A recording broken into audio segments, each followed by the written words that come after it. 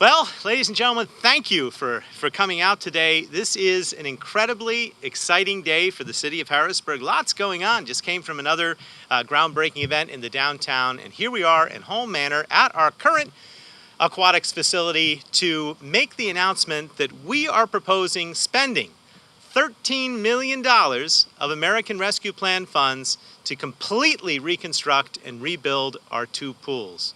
Now, if you don't already know the history of our pools, they were built in the aftermath of the racial unrest in Harrisburg in 1968. It was a recommendation of the Pennsylvania Human Relations Commission that we build these facilities as a matter of racial equity and social justice. Those pools have served the city well for 5 decades, but they are now officially beyond their useful life, and we struggle each year, and we struggled this year, to keep them literally from not leaking and to be able to keep them working for the community. The American Rescue Plan funds, which are a one-time fund, which are designed to help people who need help the most. This is a perfect use for those funds, in part because this is an opportunity for youth recreation, for safe family activities, for opportunities for people, especially in the Home Manor community, that over the course of the summer months can do everything from learning how to swim, engaging in types of youth sports, but also just having quality time. And we're joined today by the Housing Authority, who are our partners in this and in much of what we do. The Jackson Lick facility, which we are also proposing rebuilding, is also on Housing Authority grounds in Midtown Harrisburg. We're also joined by our entire community policing division and team. You see them here because in many respects this is a public safety message, because if you give people positive activities to do and safe spaces to be, we're going to have a safer, better Harrisburg for everyone. I want to talk a little bit about the process. About 4 or 5 years ago, we commissioned the first pool study.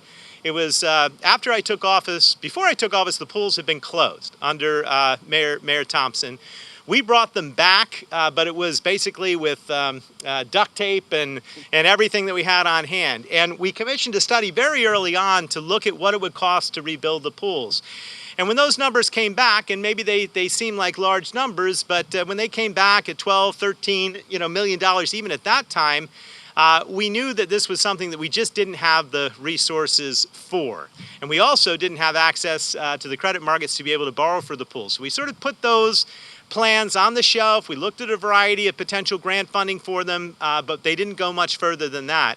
And then about a year ago, or right before COVID, when we hired Branstetter Carroll, which, and I'm going to have consultant Nancy Mazik talk a little bit about the process, they began yet another look at what it would take to reconstruct these pools and make them exactly what the community wants and what the community deserves to have in Harrisburg.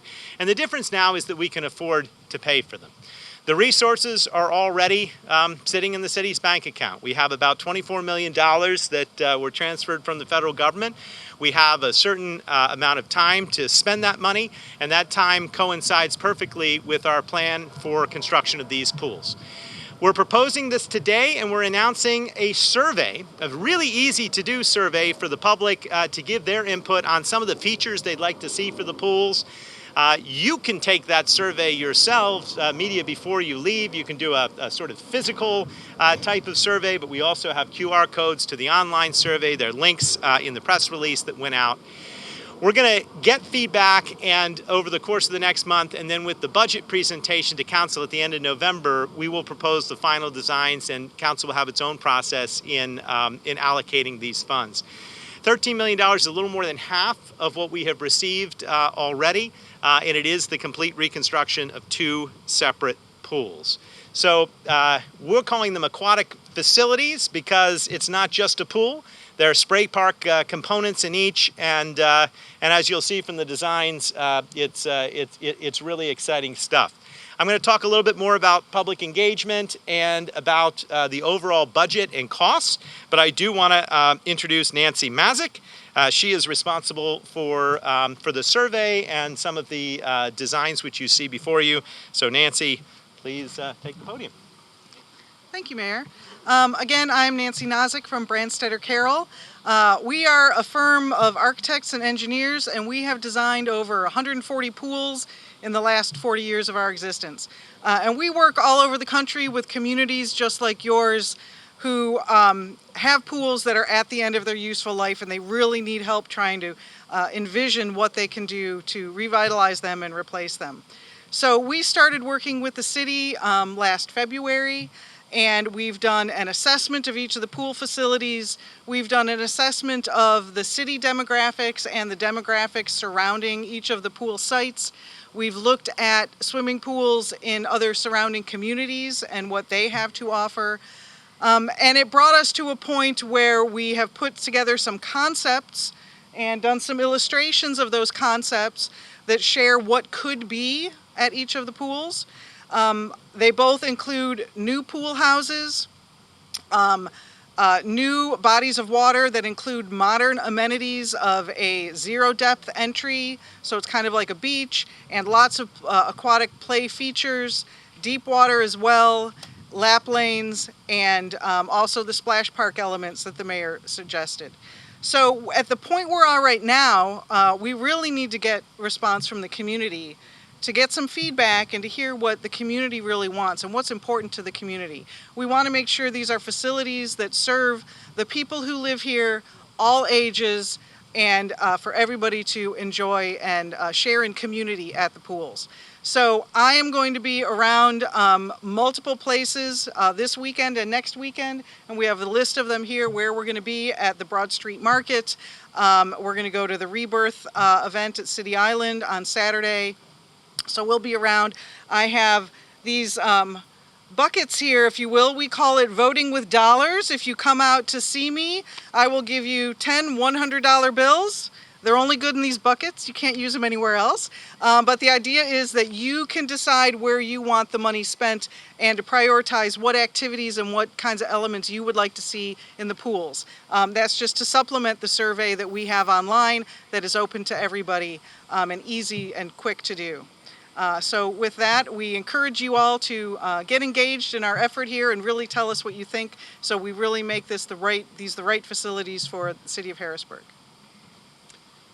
Okay, thank you, Nancy. And again, come out and see Nancy over the next several days. They will be at the Broad Street Market this afternoon. They're going to be at the Hispanic Heritage Festival here next weekend. There's a whole list there on the boards for you to check that out. And of course, you can take the survey 24/7 from the comfort of your own homes. In terms of scheduling, people should know that the plan would be to put these projects out to bid next year after council approved them as part of the budget for 2022. We would do the construction in stages, basically one pool at a time over the course of what will likely be a 3-year cycle. We would keep one pool open at all times. And I am pledging that during that construction period and for the first year after the construction of the pools, we're going to make admission to the city pools free for city residents. We don't want there to be any impediment to using our system, and we want to make sure that we have the maximum reach. And then we will conduct a series of sort of feasibility studies long-term to determine what we may need to do for admission rates. But in the short term, the pools will be free, and everyone will be able to partake in what is a tremendous opportunity, really, for all of Harrisburg. You see the total is $13 million. It's $8 million for the Hall Manor Pool and facilities, $5 million for Jackson Lick. That's really not a surprise. Pools are expensive. We spend hundreds of thousands of dollars a year just keeping them working, and this will allow them to last for decades and generations to come. We did get 50 years out of the last investment in our pools, and we can do that again. Also, just as a general note, interesting note for the media, we just lost our only other city pool in with the JCC, announcing that it is going to be moving to Dixon University campus and selling its building and closing its current aquatic center there at the northern end of Harrisburg. So we deserve the highest quality pools, but we need them now more than ever. We're going to be the final pool standing in the city of Harrisburg. Again, I want to thank our whole team. I want to give a special shout out to Dave Baker, Kevin Sanders, Debbie Reinhardt, our whole Parks and Rec team that have been sort of shepherding this process and working with the consultants now all throughout COVID. I want to thank Otto and Elvis, our economic development team, for recognizing that really at the heart of all economic development is things like youth programming and safe spaces and healthy communities, and that's what these pools represent. And I want to thank our community policing team from coming out, because they're going to play a real part in making sure that these facilities are utilized and are safe for everyone.